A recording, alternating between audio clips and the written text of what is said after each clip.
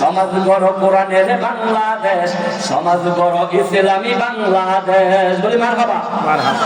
আমরা নামাজ যখন পড়ি কোরআন দিয়ে, সমাজ গড়তে হবে আমাদের কোরআন দিয়ে, তাহলে আমরা পরিপূর্ণ মুসলমান, ঠিক কিনা? কিন্তু আমরা নামাজ পড়ি কোরআন দিয়ে, কিন্তু কোরআনের আইন শতকরা আমার তো মনে হয় 50% লোক এই কোরআন দিয়ে সমাজ চলক এটা চায় না, ঠিক কিনা? কোরআন দিয়ে সমাজ চলক এটা চায় না। আপনারা বলেন তো, মনে প্রাণে বলেন, দল করেন 100 কোটি বার করেন, আমি কোন চেয়ারম্যান দাঁড়াইতাম না, মেম্বারও দাঁড়াইতাম না। আমি আপনাদের কাছে যদি জানতে চাই, এই মাদ্রাসায় কোরআন শরীফটা পড়ানো হয়, এই কোরআন সব সমস্যার সমাধান দিতে পারে আল কোরআন, আপনারা কি মানেন কিনা? সবাই মানে? সবাই মানে?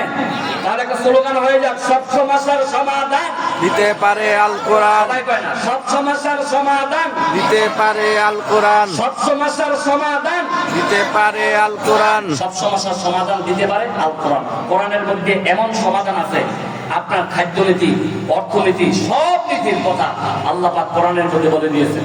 একজন ভাই বাবার থেকে কত পাবে, একজন বোন বাবার থেকে কতটুকু সম্পত্তি পাবে, কোরআনের মধ্যে দিয়েছেন।